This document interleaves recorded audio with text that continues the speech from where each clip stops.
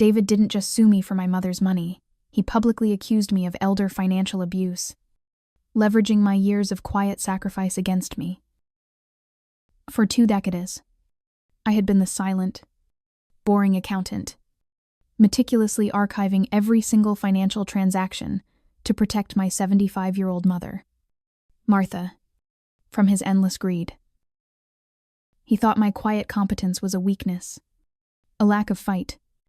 He was convinced that because I didn't yell or stage a scene, I was too stupid to have noticed his constant thefts, his little lies, his 20-year pattern of debt.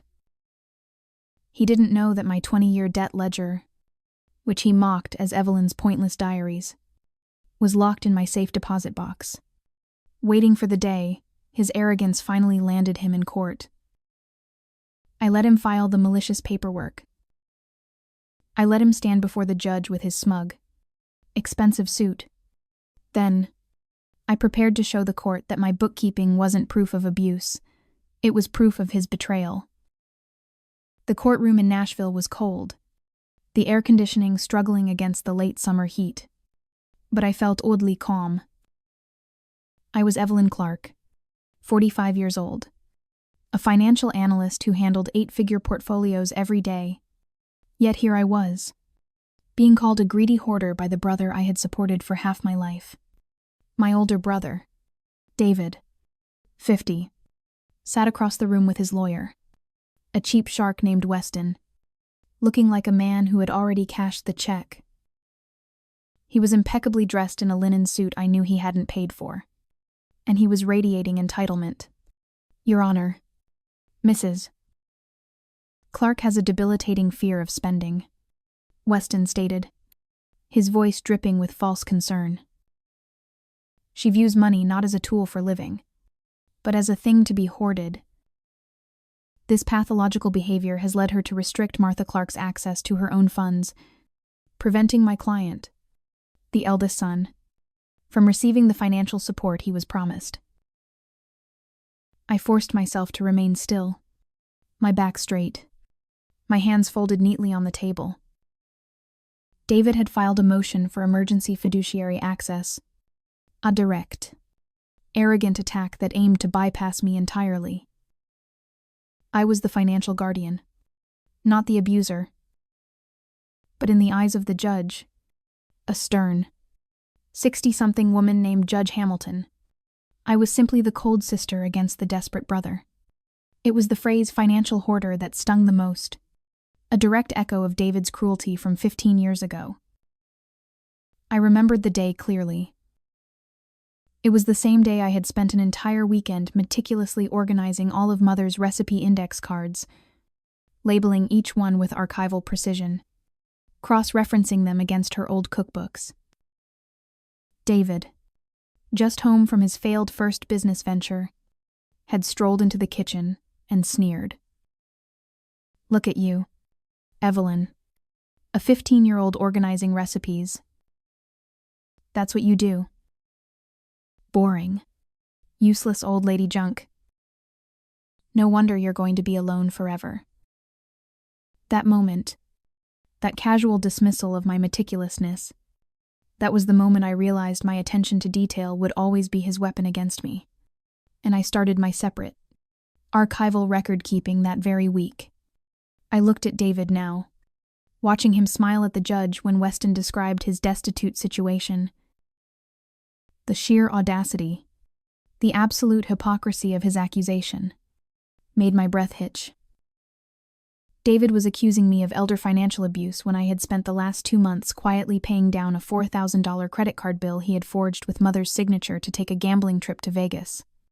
I had the canceled check, the call log with the credit company, and the forged signature samples all locked away.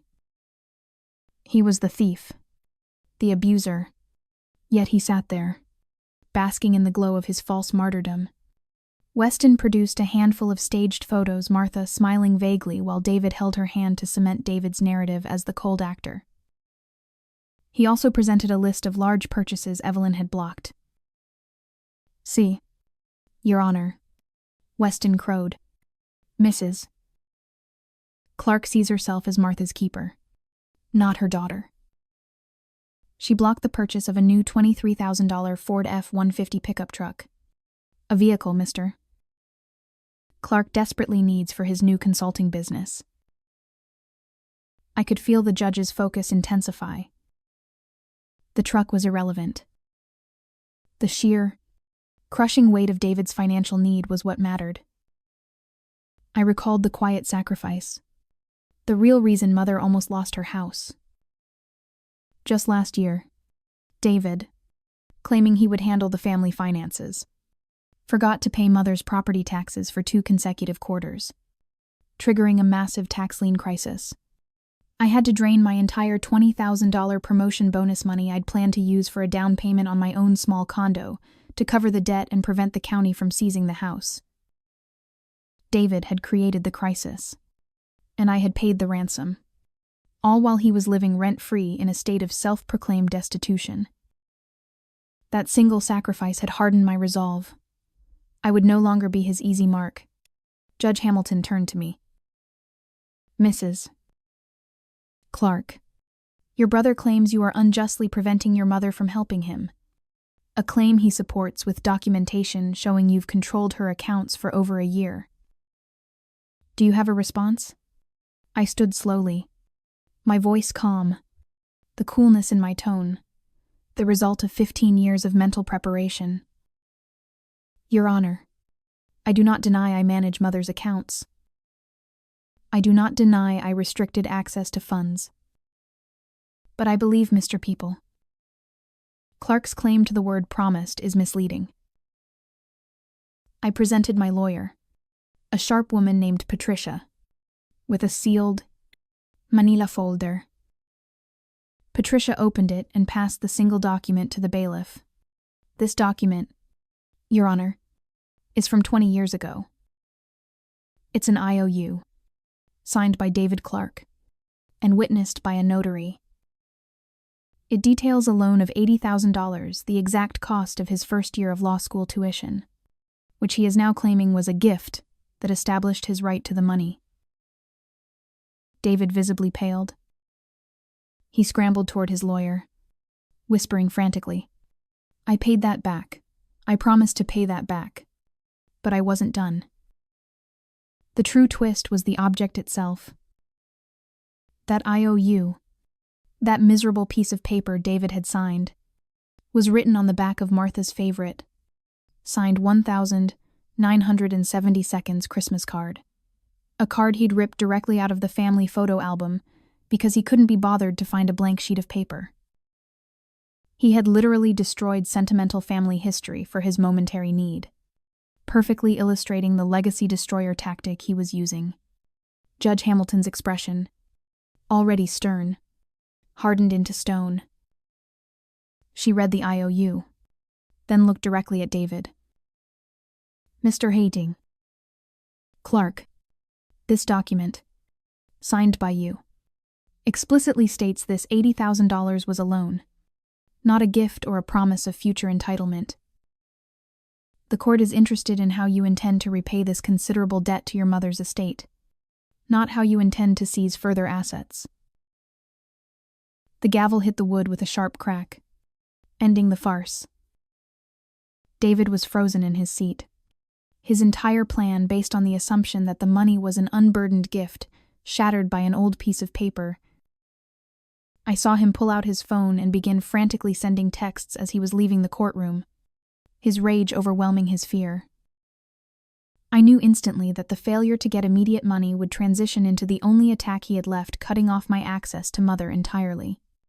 But he didn't realize that in denying him access to Mother's money, he had just ensured I had the motivation to protect her with my quiet, technical skill. Did he? The minute David's motion for fiduciary access was denied, I knew the game had changed from a court battle to a psychological war. I had taken his money, so he had to take my access. He wasted no time. I arrived at Mother's house the following morning, expecting a scene. What I found was silence. Mother's small, beloved home felt empty. David was gone, but so was Martha's desktop computer, the one I had set up with the customized, useless security system. I had installed the system 6 months ago, not just to filter phishing emails, but as a stealthy keystroke logger, disguised as an emergency antivirus and parental control program. David, who considered himself a tech whiz, had scoffed at the antiquated monitoring software I'd put on Mother's machine, failing to realize it was silently logging every password, every document name, and every financial move. My phone buzzed. A group text from my Aunt Carol, David's staunchest ally. David is taking Martha away for a few days. You upset her. Evelyn. She needs peace. You're too stressed to be a good caregiver right now. The texts kept coming. A silent barrage from cousins and distant family members who had swallowed David's new narrative whole. He had framed the court humiliation, not as his failure to get money, but as my aggressive attempt to shame him, causing Mother distress. He was executing the isolation campaign flawlessly, cutting me off emotionally and physically. My anxiety spiked. It wasn't the gossip I cared about. It was Mother's scheduled doctor's appointment and her medication schedule. I needed to know she was safe. The audience, and David, would expect me to panic, to call the police, or to show up at Aunt Carol's house screaming, which would confirm his hysterical sister narrative. I walked into Mother's study, forcing my breathing to remain even. David had been too arrogant to simply disconnect the computer. He had taken the hard drive entirely. I sat down at my own laptop and quietly logged into the remote management system I had hidden deep within the parental control code. The keystroke logger was still working, transmitting a final, dense file of activity. I scrolled through the log, my eyes scanning the cryptic lines of code and file names. My heart hammered, but my focus remained cold, analytical. I saw files labeled Martha, Will, Draft, 3 and Weston, Law, Fees. PDF. Then, the crucial moment, a sequence of keystrokes at 2:03 a.m. the previous night, immediately after he left the courthouse. User-accessed brokerage login page. Entered username. Entered password. Log password changed. User-accessed bank login page. Entered username. Entered password. Log password changed. David hadn't just removed the computer to restrict Martha's communication. He had logged into Martha's banking and brokerage accounts and changed the passwords after isolating her. The moment he cut off physical access, he ensured digital access was also his alone. He hadn't bothered to steal money yet. The act of seizing the passwords was purely about control and power, a preemptive strike to show he was serious. A brilliant, vile act of crisis sabotage. I closed my laptop. There was no need for panic. I had the undeniable, time-stamped proof of hostile digital isolation. I picked up the phone and called Adult Protective Services. I need to report suspected elder abuse, I stated calmly. Not physical abuse, but digital and financial isolation. My brother has seized the financial passwords of my 75-year-old mother, Martha Clark, and removed her only means of communication. I have the digital logs and timestamps that prove this change occurred immediately after he failed to access her accounts legally yesterday. 10 minutes later, I called Patricia. Milavier. David's at Aunt Carol's house, 4 blocks from Mother's. I need you to file an emergency injunction for elder isolation, citing the APS report and the evidence of the password changes. I want APS to arrive at Aunt Carol's house right now. The payoff was immediate and public. APS agents and 2 sheriff's deputies arrived at Aunt Carol's pristine, suburban home precisely at 3:30 in the afternoon. Aunt Carol, a notorious gossip who believed David was a saint, was forced to step outside into her manicured lawn, where several neighbors were already looking out their windows. The APS agent, a stern-faced woman, ignored David's theatrical protests and demanded to see Martha and the seized computer. "Mr. Clark," the APS agent said, her voice carrying across the quiet street. "We have an injunction for hostile digital isolation. You have 1 minute to produce the computer and your mother, or we will escalate this to forcible entry and a police hold." David's face collapsed. He had thought he could retreat to the safe harbor of his corrupter ally, Aunt Carol, but I had used the law to corner him in the most public place possible. He was publicly exposed as a financial predator, right there on the lawn where he had spent years crafting his persona as the charming, dutiful son. He had to produce Mother, looking confused and frail, and the computer, proving he had taken it. My victory was not measured in dollars, but in the look of pure, murderous rage in David's eyes as he watched the neighbor, Mrs. Henderson, pointedly close her curtains after witnessing the scene. I had broken his charm and his control. I knew he would not stop. I had just cost him his social shield and revealed a hidden digital weapon. His narcissistic rage, now fully ignited, would demand a total, the physical destruction of the core asset, the house itself.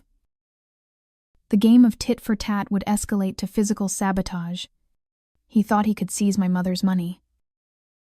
He didn't realize that I was still holding the deed to the entire asset he was trying to ruin. David's humiliation on Aunt Carol's manicured lawn was a direct threat to his carefully constructed social identity. He had been exposed, but he still controlled the largest asset, the house. His narcissistic rage dictated a single, devastating countermove: destroy the asset to gain control over the money. 2 days after the APS intervention, Mother's home inspector called me. "Ms. Clark, I have terrible news. Your septic system has failed catastrophically. There's biohazard material leaking into the drain field. It looks like the drain lines burst. The house is uninhabitable until the system is replaced." My blood ran cold. The septic system was old, but the house had passed inspection just a year prior. It was too convenient, too specific. I knew David had hired a lawyer specializing in partition suits, a legal move that would force the immediate sale of the property. Now, he had created the perfect crisis to accelerate the sale and deliberately drive down the value. I drove out immediately. The smell was horrendous. Real estate agents were already circling like vultures. David had even shown up, wearing a mask, looking sympathetic while talking loudly to a neighbor who was taking photos. For Evelyn, he'd sieg, loud enough for me to hear. She's so cold and controlling. She didn't care enough to maintain Mother's house. Now, her hoarding has cost us $200,000 in equity. I watched the agents scribble notes. The house, valued at over $800,000, was now being appraised with a severe discount of at least $200,000 due to the severe, unexpected plumbing issue. He was gloating, convinced that this tangible, physical sabotage was my checkmate. He thought he had destroyed the evidence of the family's legacy, but he had failed to account for Mother's useless hobby. My mother, Martha, 75, had kept a 40-year, meticulously handwritten log of all major home repairs and property boundary confirmations. It was disguised as her gardening diary, detailing where she planted every rose bush, when the soil was amended, and where every pipe was buried. David had often mocked the log, calling it Grandma's senile old lady diaries, a quaint piece of sentimental junk. He had no idea that a page from 1985 contained the precise coordinates and depths of the original drain lines, complete with a drawing of where the pipe crossed the old oak tree's roots. I calmly called a specialty excavation plumber. "I need you to dig in this exact spot," I instructed, showing him the faded ink drawing from Martha's gardening log. "My mother's log says this is where the main line runs." The plumber, skeptical but professional, began the excavation. He dug exactly where the log indicated, bypassing all the confusing, old system maps. Within an hour, he exposed the main drain line. The rupture wasn't a natural burst. It was a fresh, localized crack, clearly caused by a heavy, pointed tool. There were distinct scrape marks around the fracture, consistent with a power drill or a narrow pick. The plumber straightened up, wiping sweat from his brow. "Ms. Clark, this wasn't age. Someone drilled into this line. It's sabotage, and it happened in the last 24 to 48 hours.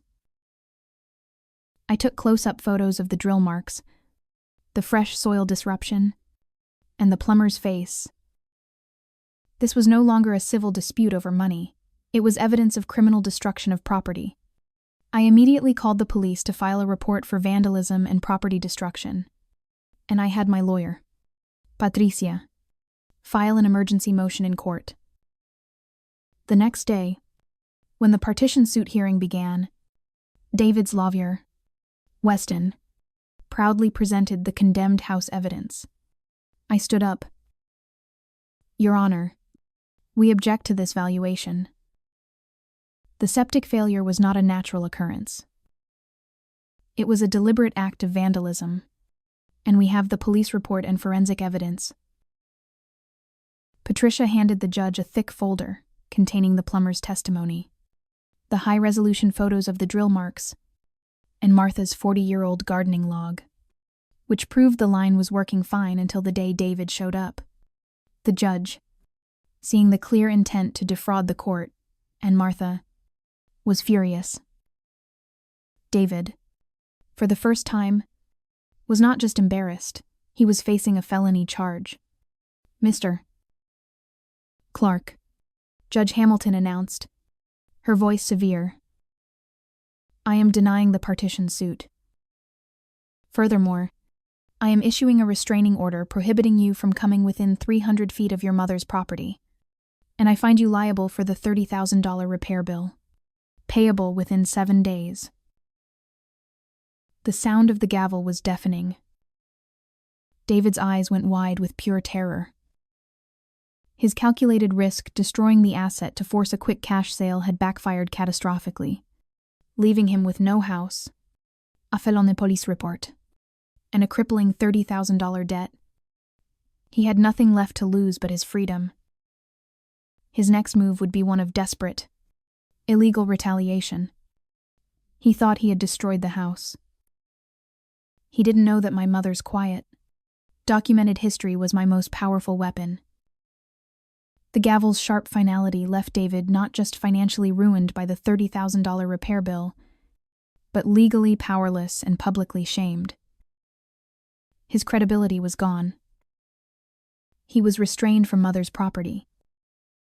His next move would be one of pure, irrational desperation, aimed at removing my ability to fight back entirely. He would attack my mind and my career. The subpoena arrived a week later. It demanded my attendance at a court-mandated mandatory psychiatric evaluation to determine my fitness and capacity to act as caregiver and financial fiduciary. It was a motion for a competency hearing, filed by David's lawyer, Weston, and it was a masterpiece of legal malice. David had taken every piece of public evidence, my meticulously documented ledgers, my hoarding of funds, my calm demeanor in court, and twisted it into proof of obsession and mental instability.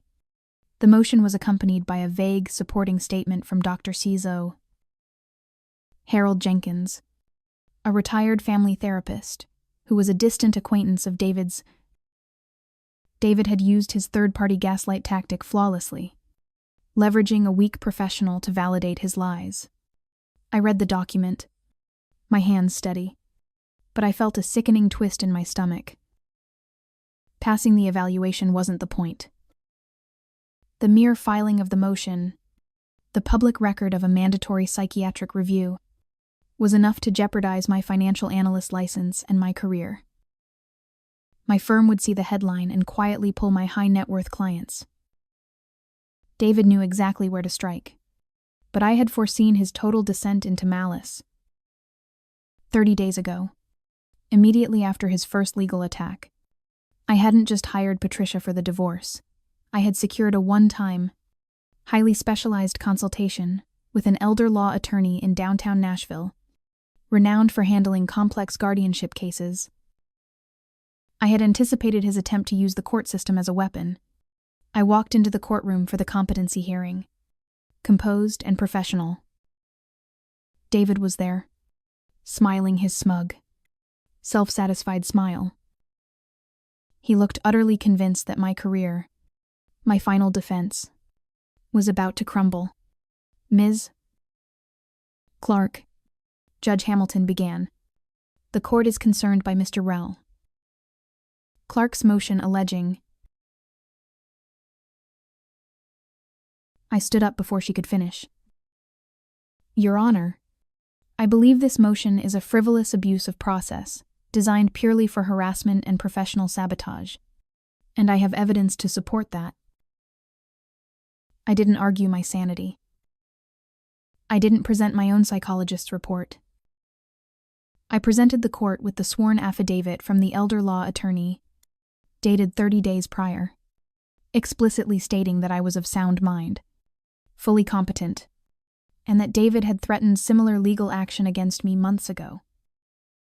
It was a preemptive counterstrike, proving David's motion was filed in bad faith and purely for malicious intent, not for mother's well-being.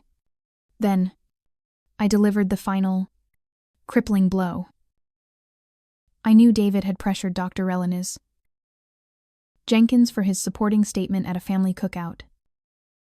I had been there, and I had quietly ensured my mother's useless smart speaker, which David had laughed at, was activated in the background. Furthermore, Your Honor, I continued, my voice sharp and cold, we have an audio file proving that Dr. Jenkins' vague supporting statement was acquired while the doctor was demonstrably under the influence of alcohol. I presented the time-stamped audio clip, recorded by the smart speaker and transcribed by a paralegal. It wasn't the contents of the conversation that mattered, but the audible slurring and David's coercive tone, proving David used the therapist's weakness to validate his lies. The court fell silent. David's face was the color of putty. He had tried to weaponize the system against my mind, and I had countered with undeniable proof of his own coercion and my preemptive intelligence. Judge Hamilton Slemmelhergevel. The court finds this motion to be a malicious abuse of judicial process. David Clark, you are found in contempt of court, and a fine of $10,000 is levied immediately. The motion for psychiatric evaluation is dismissed. David collapsed back into his seat, breathing heavily, his entire body trembling. The $10,000 fine was another crushing financial blow, but the total destruction of his credibility was absolute. He was a proven liar and a malicious litigant. He had lost the house. He had lost his money. And he had lost the law. He had nothing left but mother. I knew he would snap. David was a narcissist who required total control. With no legal or social avenues left, his final move would be criminal. I needed to be ready to sacrifice the last thing I held dear, my mother's safety, for one critical moment, to ensure his total, permanent destruction. He thought he had destroyed my reputation. He didn't know that my mother, my quiet, frail mother, was my final, hidden trap. The $10,000 fine and the contempt of court citation broke David. He was bankrupt, ruined socially, and legally stripped of all power. A cornered narcissist with nothing left to lose is the most dangerous kind of predator, and I knew his final move would target Mother directly. I had anticipated this desperate act. It was the reason for my final hidden layer of defense, the family trip. Weeks ago, I had insisted Mother and I take an afternoon drive to the next county. David had mocked the idea as my old lady tourism hobby. What he didn't know was that I was setting the last, crucial piece of the hidden trap. During that drive, I had trained my 75-year-old mother, Martha, on a single, silent emergency protocol, disguised as a harmless game, a selfie safe word drill. The final attack came late, one Friday. David, defying the restraining order, somehow managed to ambush Mother while she was briefly alone in the yard. He bundled her into a rented, unmarked car and drove her 200 miles away to a desolate, cheap motel on the outskirts of Chattanooga. He cut off her phone and emailed me an ultimatum. Evelyn, you have until midnight. Transfer $100,000 into the offshore account provided below. If you call the police, if you contact the bank, or if you delay 1 minute, I will abandon Mother here with no phone, no money, and no medication. She will be alone. My heart seized, but my mind remained cold. This was the moment I had prepared for, the moment I had accepted the necessary sacrifice of Mother's immediate safety to ensure David's total, permanent destruction.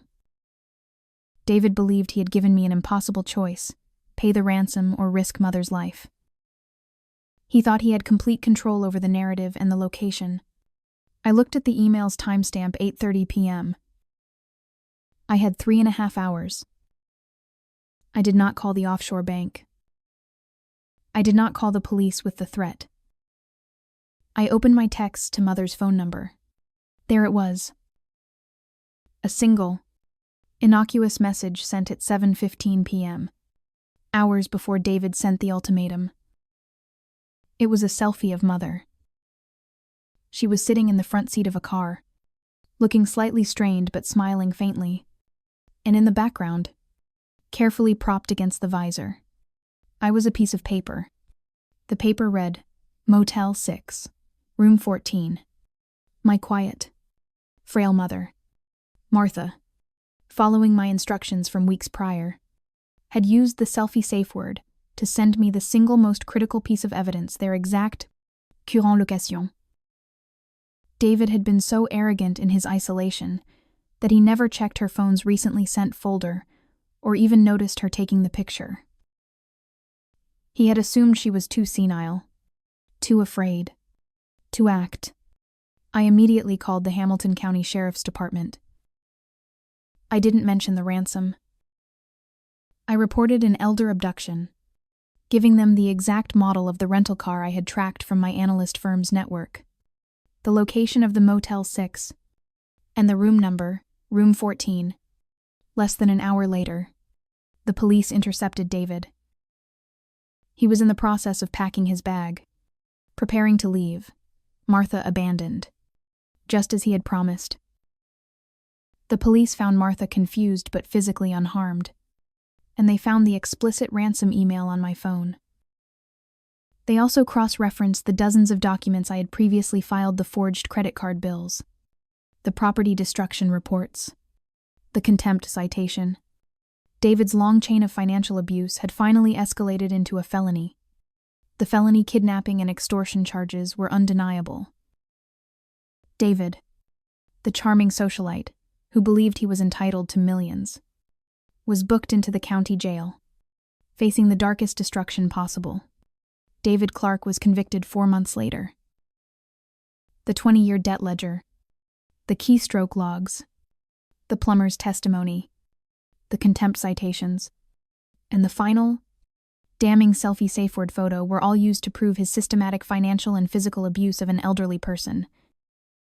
He lost his freedom and his reputation. The judge ensured that the $90,000 in fines and debts he accrued were legally secured against any minuscule future inheritance, ensuring David would never see a penny of Mother's money. I moved Mother back into her quiet, repaired home.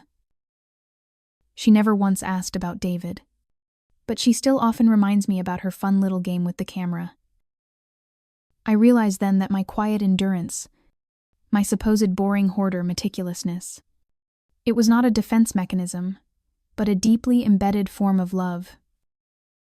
I hadn't just saved Mother's money, I had saved her dignity and given her the power to strike the final, checkmating blow against her abuser. Justice was not loud or dramatic. It was quiet, meticulous, and filed in an orderly fashion.